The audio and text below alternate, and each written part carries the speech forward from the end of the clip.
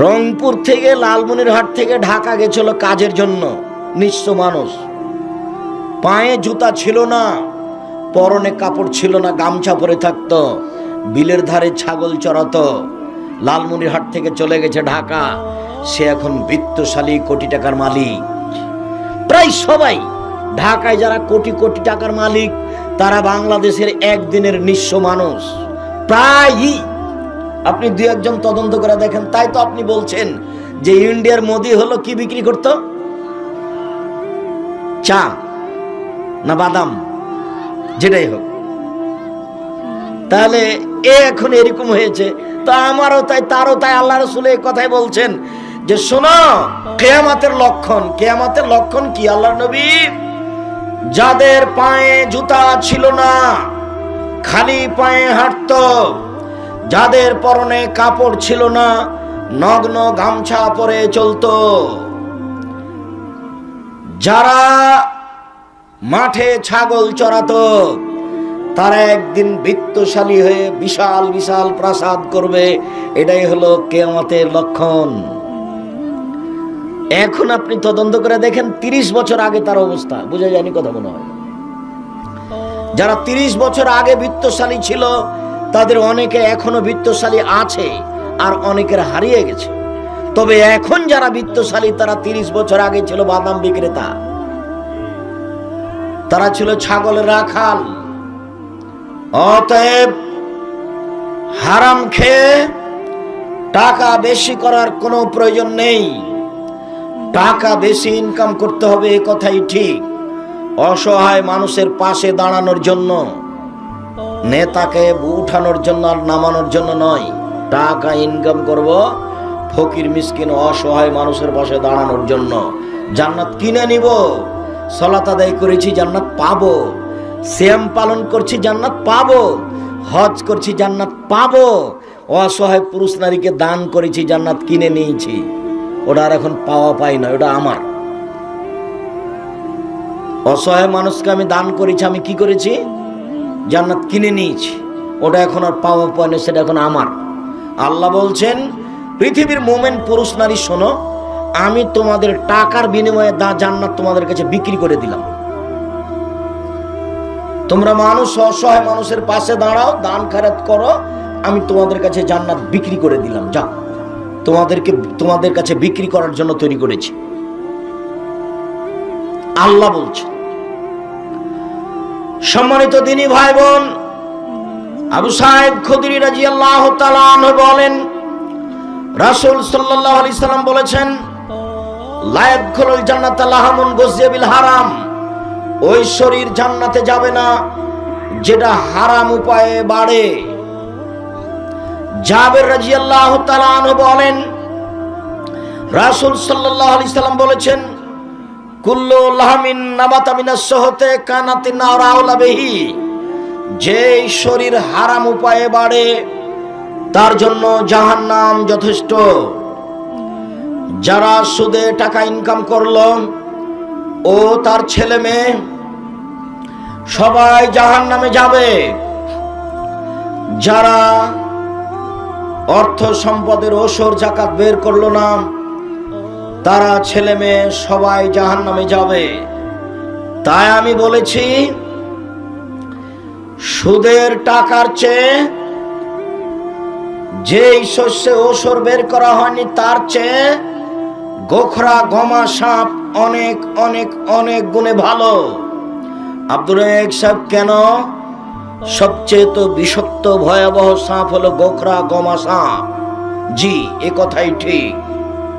গমা সাপ দংশন করলে একজন মারা যাবে, পরিবারের সবাই মারা যাবে না। যে বাড়িতে কিস্তি চালু আছে, সে বাড়ির সবাই মারা যাবে, কেউ রক্ষা পাবে না। তাহলে গমা সাপের চেয়ে বেশি খারাপ না ভালো? যে বাড়িতে কিস্তি চালু আছে, সে বাড়ির কেউ জান্নাত পাবে না, সবাই জাহান্নামে যাবে। আমি এই কথা বলিনি, এই কথা মুহাম্মদ সাল্লাল্লাহু আলাইহি সাল্লাম বলেন। সম্মানিত দিনী ভাই বোন, আমি এইখানে আপনাকে আরেকটা সতর্কবাণী পেশ করে আমরা এর পরবর্তী অংশে যাচ্ছি। রাসূল সাল্লাল্লাহু আলাইহি সাল্লাম বলছেন, ফাত্তাকুদ দুনিয়া ওয়াত্তাকুন নিসা। পৃথিবীর মানুষ, তোমরা মহিলা থেকে বেঁচে থাকো, পৃথিবী থেকে বেঁচে থাকো। পৃথিবীর মানুষ, তোমরা মহিলা থেকে বেঁচে থাকো, পৃথিবীর আয় উপার্জন থেকে বেঁচে থাকো। শোনো, পৃথিবীকে যদি না বুঝে ভোগ করো তাহলে পৃথিবী তোমাকে ধ্বংস করে দিবে। শোনো, চিন্তা ভাবনা করে যদি না চলো তাহলে মহিলা তোমার মান সম্মানকে ধ্বংস করে দিবে। আল্লাহ রাসূল বলছেন, মা তারাকতু বাদি ফিতনাতান আযারাল রিজালা মিনান নিসায়ে। পৃথিবীর মানুষ শুনে রেখো, আমার জীবনে আমি ছাড়িনি কোনো বস্তু যেটা পুরুষের জন্য বেশি বিপজ্জনক হতে পারে নারীদের চেয়ে। পুরুষের সবচেয়ে বড় বিপজ্জনক বস্তু হলো নারী। পৃথিবীর মানুষ শুনে রেখো, আমার জীবনে আমি ছাড়িনি কোনো বস্তু যেটা পুরুষের জন্য বেশি বিপজ্জনক হতে পারে নারীদের চেয়ে।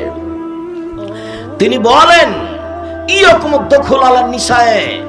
পৃথিবীর মানুষ, তোমরা মহিলাদের কাছে যাওয়া থেকে বেঁচে থাকো, নইলে বিপদে পড়ে যাওয়া। রাসূল সাল্লাল্লাহু আলাইহি সাল্লাম বলেন, ইয়াকুমুল মুগিবাত। পৃথিবীর মানুষ, যার স্বামী বাড়িতে নেই সেখানে যায় না, নইলে বিপদে পড়ে যাওয়া। রাসূল সাল্লাল্লাহু আলাইহি ওয়াসাল্লাম বলেন, লা ইয়াখুলুনা রাজুলুন বিইমরাতিন ইল্লা কানা সালিসুহু শায়তান। ভুলেও কখনো কোনো নারীর সাথে নির্জনে একত্রিত হয়ো না, নইলে তৃতীয় জন হবে শয়তান। বিপদে পড়ে যাওয়া। মহিলা বলছে, বাপ মা বলছে, বেটিকে ওর শিক্ষকের কাছে, স্যারের কাছে প্রাইভেট পড়তে দিয়েছি। স্যার মানে বাপ তুললে সেজন্য দিয়েছে। তো স্যার কখন মহিলা হয়ে গেছে?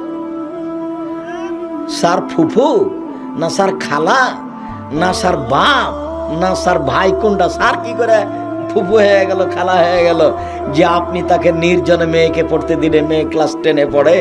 ছি ছি ছি ছি ছি। এটা আবার লালমনিরহাট। আব্দুর রাজ্জাক সাহেব কি বলতে চাইলেন? এটা বলতে চাইলাম যে বাড়িতে জামাই আসলেই শাশুড়ি বলছে মেয়েকে যে একটু করে আসো, তোমার দুলা ভাইকে পান দিয়ে আসো, খাবার দিয়ে আসো। মায়ে বলছে পূর্ণ যুবতী মেয়েকে যে তোর দুলা ভাইকে এটা দিয়াই, এটা দিয়াই। আরে একটা তো বিবাহ সূত্রে দিয়েছেন, আর একটা ফ্রি দিচ্ছেন কেন? বাপ মায়ের একটু লজ্জা হয় না? বাপ মায়ের একটু শরম হয় না? আমিও রংপুর অন্তর্গত গাইবান্ধা জেলার জামাই মানুষ। আমার শাশুড়িকে আমি জীবনে কোনোদিন দেখিনি যে কোনো বৌমাকে বা কোনো মেয়েকে কাউকে আমার কাছে কোনো খাবার দিয়ে পাঠিয়েছে। সবসময় আমার শাশুড়ি নিজে দিতেন। খাদ্য পানি দিলে আমার শাশুড়ি নিজে দিতেন, পানি দিলে আমার শাশুড়ি নিজে দিতেন। আমি ওই বাড়িতে অন্য কাউকে কোনোদিন কোনো মহিলাকে কোনো খাদ্য আমার সামনে পেশ করতে দেখিনি। একটা তো বিবাহ সূত্রে দিয়েছেন, আর একটা ফ্রি দিচ্ছেন কেন? ফ্রি মানে আপনার চোখে লজ্জা নাই? আপনি দেখেন না যে এক গ্লাস পানি নিয়ে গেছে আপনার যুবতী মেয়ে, একটা পান হাতে করে গেছে আপনার যুবতী মেয়ে, তখন আপনার জামাই পানটা নিয়ে তাকে কোলে করে নিয়ে বসে আছে? এটা আপনার চোখে পড়ে না? আপনি মা নন? আপনাকে খারাপ লাগে না? ছি, আপনি মা নন? জন্ম দিতে পারলে মা হওয়া যায়, প্রসব করাতে পারলে মা হওয়া যায়, দুধ খাওয়াতে পারলে মা হওয়া যায়। জি না, মা মানে 4টা লাগে, মনে আছে তো তোমার? 1, মা মানে শিষ্টাচার শিখাতে হবে। 2, মা মানে বিদ্যা শিখাতে হবে। 3, মা মানে বাচ্চাকে, মেয়েকে পরিপাটি করে রাখতে হবে। 4, মা মানে বাচ্চাকে পাহারা দিতে হবে। আরে মেয়েকে জামাইয়ের হাতে তুলে দিয়ে পাহারা হয় কেমনে? এইটা আবার পাহারা দেওয়া কিভাবে হলো? আল্লাহর নবী বলছেন, বুখারী মুসলিম, মা মেয়ের জন্য কি? পাহারাদার। মনে থাকবে না মনে হয়? মা মেয়ের জন্য কি? পাহারাদার। আমি বলিনি এই কথা, এই কথা মুহাম্মদ সাল্লাল্লাহু আলাইহি ওয়াসাল্লাম বলছেন। মা হলেন মেয়ের জন্য পাহারাদার, বাপ হলেন মেয়ের জন্য পাহারাদার। বাপ তো 3 চিল লেগেছে লন্ডনে 4 মাসের জন্য। বাপ লন্ডনে তাসবিহ টিপছে, আর মেয়ে ঢাকা বিশ্ববিদ্যালয়ে প্রেমের তাসবিহ টিপছে।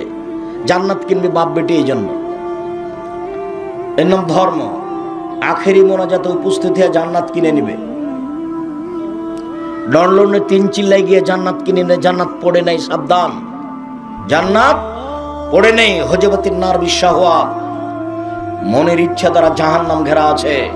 হজবতিল জান্নাত লিমা কারহে, নিয়ম নীতি কষ্ট ক্লেশ ত্যাগ তিতিক্ষা দিয়ে জান্নাত ঘেরা আছে।